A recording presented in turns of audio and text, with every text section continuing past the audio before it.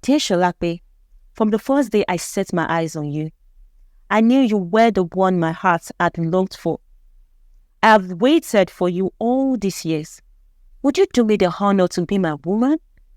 Sholape, upon hearing his confession, laughed so hard. After Sholape was satisfied with her laughter, she replied, Barrister Sheye, I'm sorry, I'm not interested in love. I can't be your woman or whatever you called it. Sholape graduated with a first-class honors degree and excelled academically in law school. After she was called to the bar, she became a very smart and successful legal practitioner. And a few years later, she started a law firm and focused on family law, treating family cases of domestic violence, abuse, single parenting, and other family-related cases. Taye continued to take on his full responsibilities as a husband and father, ensuring that every financial and emotional need of his family was met. He put in all effort to right his wrongs and win his family's total trust. Meanwhile, Bisola and Sholape were supportive of Taye. They responded to his goodwill with a sense of appreciation, and their love and bond grew stronger. Their relationship went beyond a typical mother and daughter relationship. It was more like a friendship. Sholape and her mother would share everything, hiding nothing from each other. This close bond between them made Taye somewhat jealous. He longed for such a relationship with his daughter and tried various ways to build a similar father-daughter bond, but it was too late. Though Sholape had forgiven him for all his wrongs, she couldn't find the same level of friendship and trust in him as she had with her stepmother. Despite this, Bisola never stopped loving Sholape. She showered her with an uncommon love, treating her like her biological child and best friend. One day, at around 9 p.m., Sholape hadn't returned from work. Normally, she would be home by 7 p.m., but this time, she was late. Bisola grew increasingly worried as she called Sholape's phone several times without getting an answer. The time was far into the dark night, and there was no sign of Sholape. Taye tried to calm Bisola, but her worry only deepened. Taye felt a surge of concern as the minutes tickled by with no sign of Sholape. He tried to reassure Bisola, My dear, Sholape is no longer a baby. She's an adult. She probably just got caught up with work or something else. Relax your mind. She will be back home safe. Let's give her a little more time. But inside, he couldn't shake off a growing sense of unease. Well, I will only wait for a few more minutes. If I don't see her before 10 p.m., I will report to the police, Bisola replied. Bisola, however, couldn't contain her worry. She paced the living room, her mind racing with all sorts of dreadful possibilities. What if something happened to my baby girl? What if she's in trouble? Tears welled up in her eyes. After what seemed like an eternity, a knock on the door startled them both. Bisola rushed to the door, her heart pounding, hoping to see Sholape. And luckily, Sholape was right by the door, looking tired. Bisola, with so much concern, rushed towards her. Hey, baby girl, what happened to you? You've never stayed out this late. I called your phone several times but got no response. You got me really worried. But thank God you're back now. So what happened? I'm sorry, Mom. I'm so sorry. I was working on a serious case that took up all my time. In fact, I got so tired I slept off in the office. I suddenly woke up and saw the time was almost 10 p.m. I'm sorry, Mom. I never knew you were calling. I left my phone on silent so I could focus on the case without distractions. Sholape explained. Fear woman. You worried too much. Didn't I tell you she was fine and safe? At least now you can rest your mind, Taye remarked jokingly. Bisola's love for her stepdaughter was natural, pure and mutual. She could do anything for her. Even though she was yet to have her own child, she wasn't bothered. She already took Solape as her biological daughter till death parted them. One day, Solape approached her stepmother and asked her why she loved her so much. "Mom, I've heard a lot of unpleasant, scary stories about stepmothers. Initially, when Dad married you, I had thought my fate would be subjected to that of other stepdaughters. But you've proven me very wrong. I even thought you were pretending and might change after a while," she remarked, keeping a smiley face. "But here we are, many years gone by, and you've never stopped loving me. You took me as your best friend and daughter. Mommy, why do you love me so much?" Solape asked, her voice full of curiosity. Bisola heaved a deep sigh of relief. "My dear, why should I not love you? Life is unpredictable and anyone can die at any time. Here's the reason we all need to live in love and by love. I don't have to hate you just because I didn't give birth to you. As long as you are a daughter to the man I married, I believe we share the same blood and you are mine. So love should lead us. But most importantly, I drew this mindset from my mother's story. You see, my mother grew up not knowing the woman she called her biological mother was her stepmother until she wanted to marry. According to her story, she was raised by her stepmother while she was a baby. So she grew up knowing her stepmother as her biological mother. The woman took good care of her, and she never revealed to her or anyone else, not even her biological children, that she was her stepmother until she was about to get married.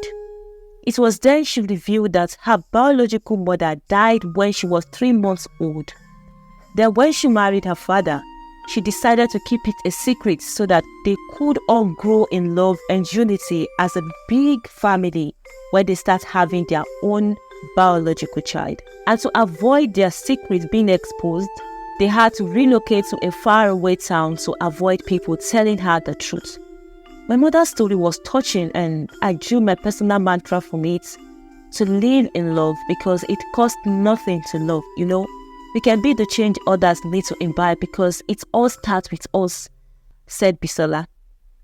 Solape listened intently, absorbing every word her stepmother shared.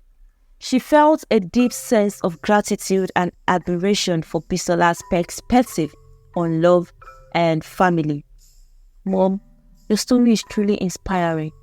I never knew the depth of your love and the reasons behind it. Thank you for loving me like your own, Solape said, her eyes sparkling with emotion. Bisola smiled warmly, placing a comforting hand on Sholape's shoulder. You are more than welcome, my dear. You are a precious part of me, and I will always love you unconditionally. Their bond strengthened even more that day, and Solape felt a newfound sense of belonging and love in her family. She realized that family is not just about blood, but about the love and care shared between individuals. As they embraced, Taye watched from a distance, his heart filled with gratitude for the two incredible women in his life.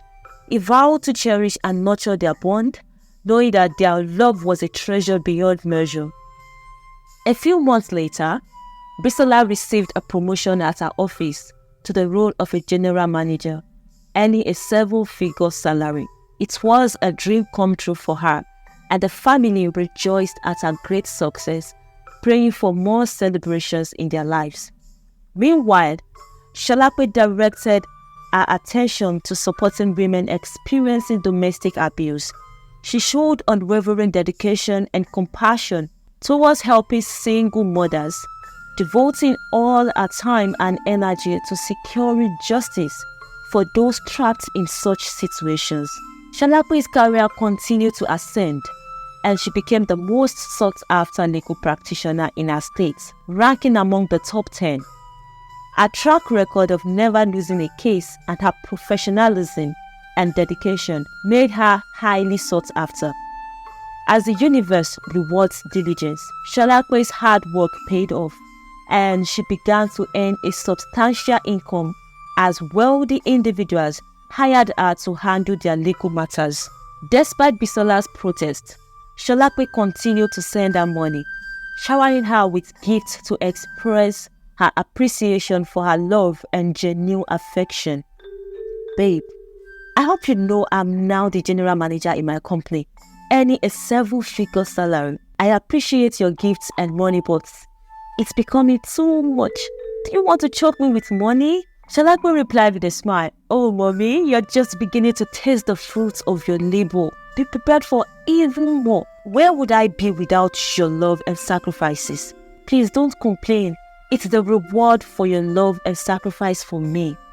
One fateful Monday morning, while Sholape was at her office working on a case, a woman named Ada came crying at her feet. Ada, a single mother of 5, had been abandoned by her husband, who had moved out to marry another woman and neglected his responsibilities. With the economic downturn, Ada lost her teaching job and struggled to provide for her family. Ada had heard about Sholape's reputation for helping women in need and believed that her case wouldn't be different. That morning, she poured out her struggles to Sholape, who, out of compassion, took up her case. As expected, Sholape won the case and the court ruled that Ada's husband must resume his responsibilities, including paying their rent, feeding, children's school fees, clothing, and health care. Failure to comply would result in legal consequences, including imprisonment. Overjoyed at the verdict, Ada showed great appreciation to Sholape. Despite Sholape refusing to accept any payment, Ada insisted on showing her gratitude by bringing fresh produce from her village to show appreciation. The next day, Ada returned to Sholape's office with fresh bunches of unripe plantain, palm oil, and tubers of yam to show appreciation. Sholape had refused to receive it, but Ada insisted she must take it. Sholape, touched by Ada's gesture, accepted the gifts. Ada's victory led her to refer her childhood friend Neca to Sholape. Neca, a young single mother with a special needs child, had been abandoned by her husband, and she approached Sholape for help. After listening to Neca's story, Sholape was moved with compassion and decided to take up her case. 2 months later, on a Monday morning, the court was in session for the case of Neca versus Ade, her husband. The judge requested that the counsels present their arguments. Sholape stood up, addressing the judge. "Your Honor, the plaintiff, Neca, seeks justice for her son. Her husband, Mr. Ade, abandoned them, claiming that their child, who is autistic, is not his biological child. However, there is no evidence to support this claim. He admits to not having undergone a DNA test, relying instead on mere feelings and instincts. We argue that these feelings are unsubstantiated and should not be grounds for neglecting his responsibilities towards the child. We request that the courts compel him to take up his responsibilities as a father and provide for his child's needs." The judge nodded, acknowledging her statement, and then turned to Ade's lawyer for his response. Ade's lawyer stood up and addressed the judge. "Your Honor, my client maintains that the child is not his biological child. While he has not conducted a DNA test due to financial constraints, he strongly believes that he is not the father based on his observations and instincts. We request that the court consider this and relieve him of any obligations towards the child." The judge then addressed Mr. Ade, stating, "While the court acknowledges your concerns, it is imperative to establish the biological relationship between you and the child. Without conclusive evidence, it is difficult to make a ruling. Therefore, the court orders a DNA test to determine the paternity of the child." The court will adjourn for now and reconvene upon receiving the DNA test results. This case is temporarily suspended until then. A month later, after the DNA test was completed, they all reconvened in the courtroom. Ade looked tense, praying his instincts didn't fail him. He had believed the child wasn't his own because no one in his lineage had struggled with health challenges, and he kept having a recurring dream where a voice continually told him the child is not his. To avoid confrontation and maintain his peace, he left the house and abandoned his family. Ade listened carefully to the DNA results, looking hopeful but anxious. The judge, addressing both parties, said, "The court has received the results of the DNA test for the child in question. Mr. Ade, please stand." Ade stood up, looking tense but hopeful.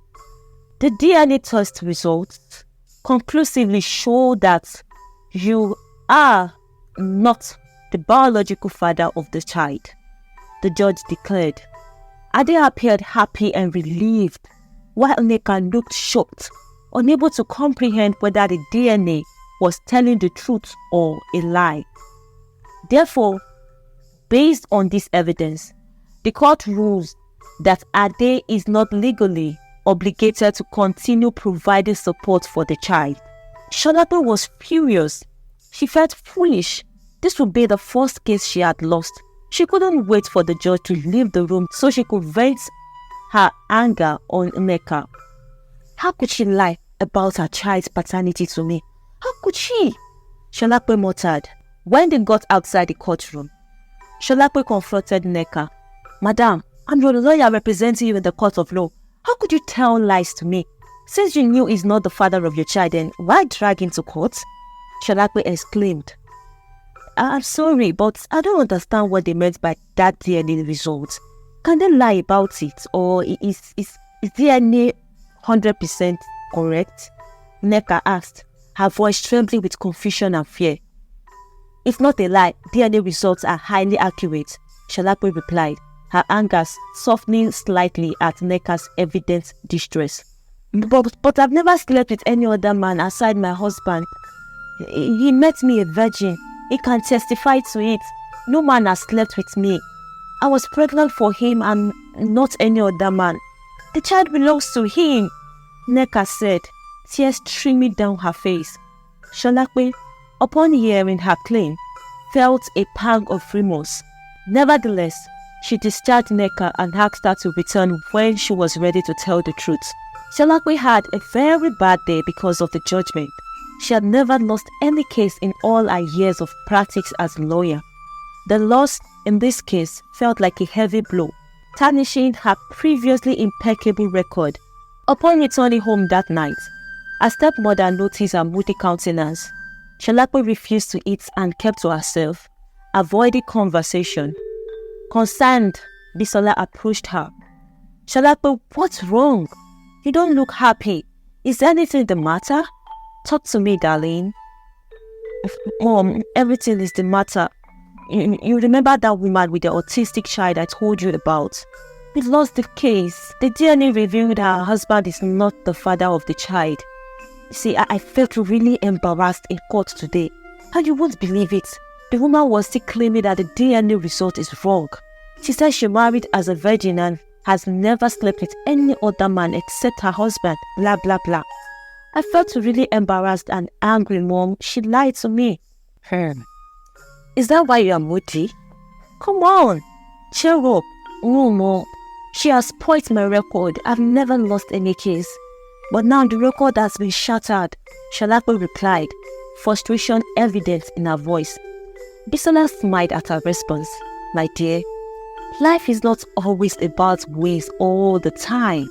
Sometimes we win, and sometimes we lose. But when we lose, we shouldn't let a little loss take a toll on us. Always remember that each loss is a stepping stone to a greater win. Cheer up, baby girl," Bisola encouraged her. The next morning, as Solape reluctantly prepared for work, her mother suddenly approached her. Solape, you said That woman claims she has never slept with another man, right? Yes, mommy. Okay, good. What if the baby was mistakenly or intentionally exchanged in the hospital after birth? Some nurses could be so careless and cruel. Some nurses do exchange babies for business purposes. Try to dig into the matter there. Oh, that's a relieving thought, Mom. Thank you. Thank you so much. Solape called on Neca and they began to dig deeper into the matter. She decided to carry out a maternity DNA test whose result proved negative. Neca was broken. She felt really sad that she had been bearing someone else's cross all the while. The case was taken up again, and this time, the hospital was held responsible for their unprofessionalism. They traced the records of all the women who had given birth in the hospital on the same day and ran tests on all of them to ascertain Neca's biological child. This time, Solape demanded that the court ask the hospital to pay for the damages they had caused, which they did. Neca got back her biological baby and her husband returned home. They built up their broken relationship and lived happily thereafter. The case was like a blessing in disguise. The hospital paid them a huge amount of money that transformed their entire life. Solape was glad she won the case and mended a broken home. Coincidentally, Solape won the case a day before her birthday. She was extremely glad and believed the victory was a birthday gift from God.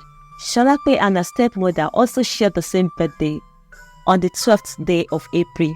While Solape was celebrating her 30th birthday, Bisola was celebrating her 50th.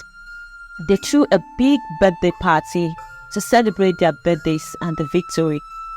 During the party, when it was time to exchange birthday gifts, Solape presented a car key to her stepmother.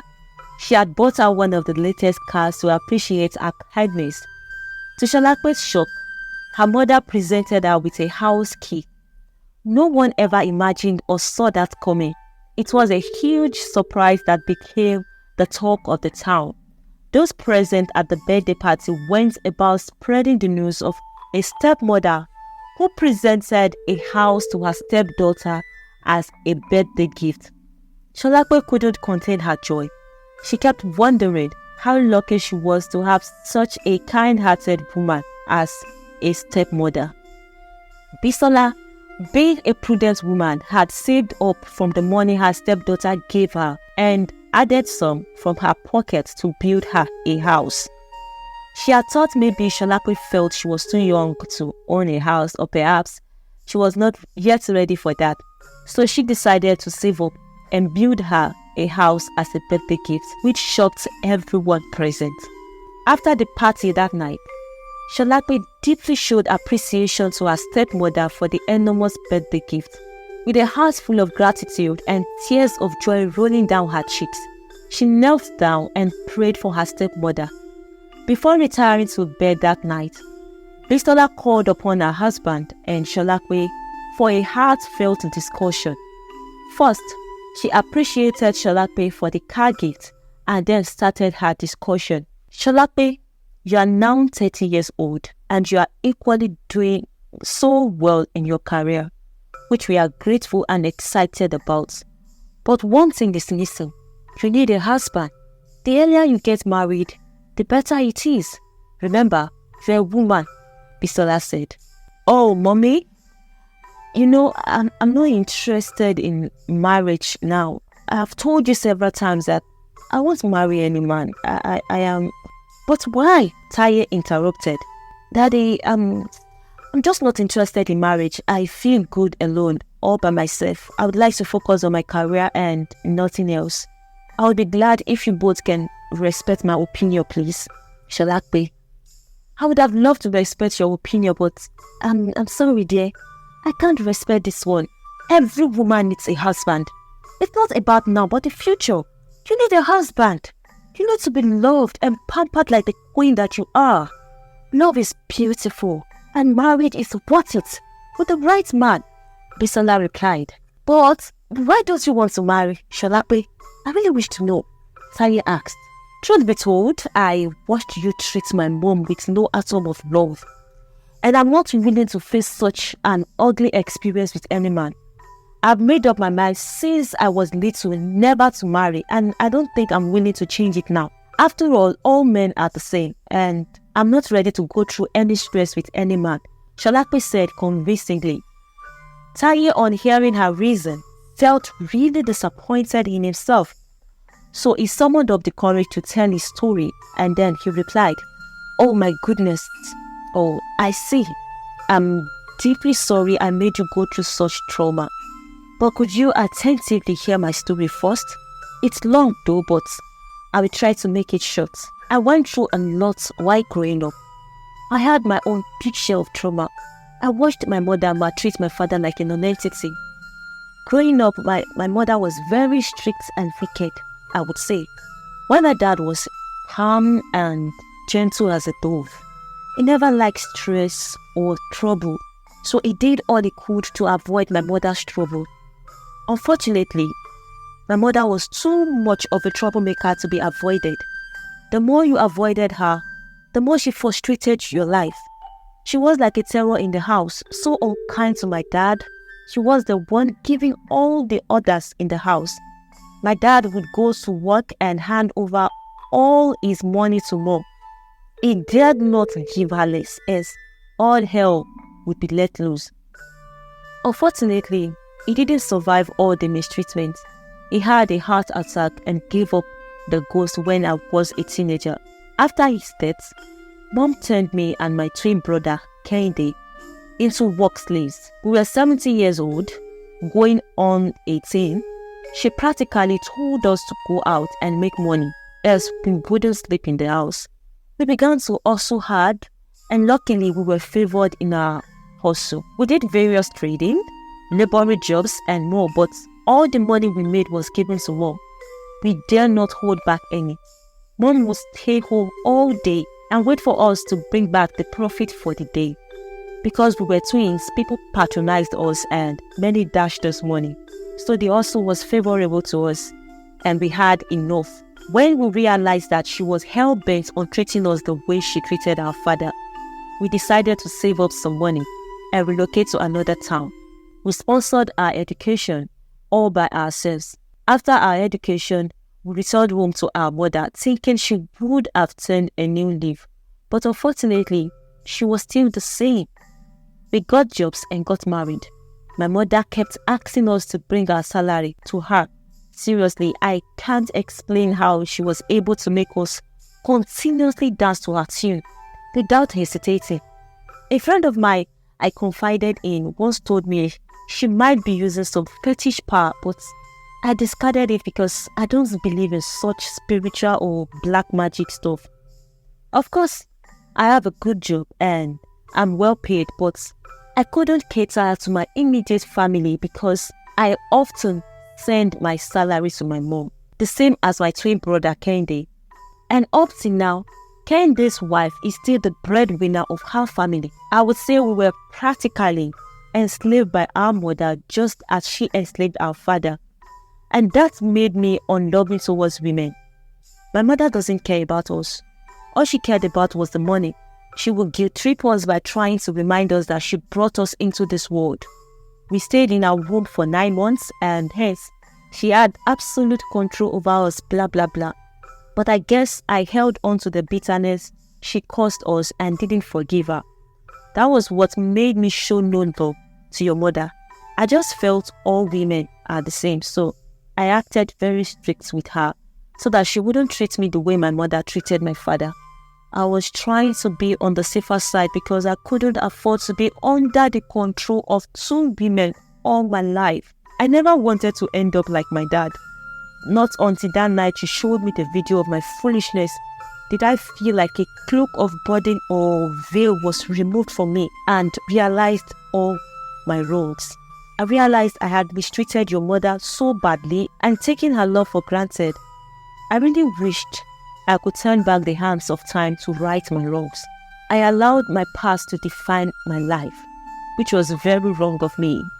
So, Solape, I won't push or force you into marriage, but I would rather advise you to heal from the past before considering any marriage." Taye narrated, his voice sober. Solape and Bisola were deeply moved by Taye's story, and the weight of his experiences weighed heavily on them. They couldn't bring themselves to continue their conversation that night, instead choosing to reflect quietly on what they had heard. The next day, Bisola realized how much Solape needed help to heal from her past. She decided to stop pressurizing Solape about marriage and instead showered her more love, coaching her on the importance of love and relationships. Bisola often called Solape to share beautiful love stories and experiences, painting pictures of the beauty of love, life, forgiveness, and companionship. Bisola's storytelling skills naturally infused Solape's heart with thoughts of love.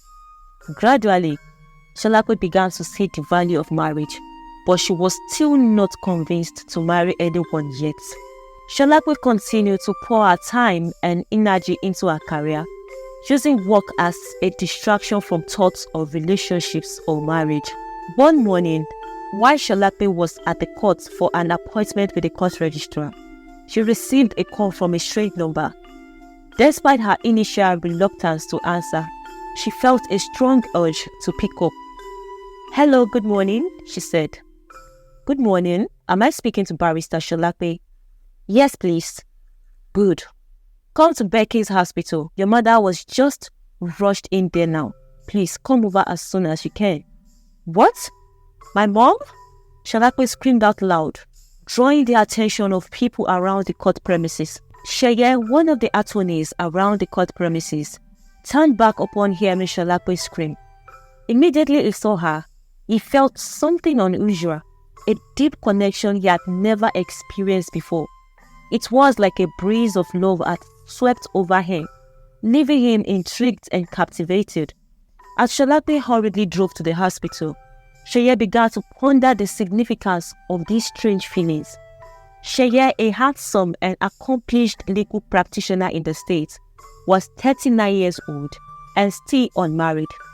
His friends often teased him, calling him names like old man and ancient man, reminding him of his age and urging him to get married soon. "When will you marry, Baba? Do you want to be in your 70s before having your first child?" One friend would joke. "Don't mind him. He said he's looking for the perfect woman, and all these years he's yet to find her," another would chime in. Despite the teasing, Taye remained steadfast in his belief that when he found the woman his heart desired, he would know without a doubt. Upon seeing Solape, he felt a sense of peace and calmness he had never experienced with any other woman. Intrigued, Taye began to inquire about Solape, asking his colleagues at the courts if they knew her. Some affirmed positively, while others warned him about Solape's lifestyle and standards, describing her as a workaholic who detested relationships with men. Despite the warnings, Taye's interest in Solape only grew stronger with each description he heard. He was determined to get to know her better. Solape, upon arriving at the hospital, rushed into her mother's room. To her surprise, she saw her father there with her mother lying on the bed. "What's the matter, Mommy? Are you okay?" she asked, her voice filled with concern. Bisola smiled sheepishly and looked at Taye, signaling with her eyes. Taye smiled and burst out with the news. "We are having a baby!" Solape hid the sign of relief and hugged her mother. Solape was overjoyed to learn that her mother was pregnant. Bisola, at 15 years old, was confirmed to be 2 months pregnant, bringing unquantifiable joy to the family.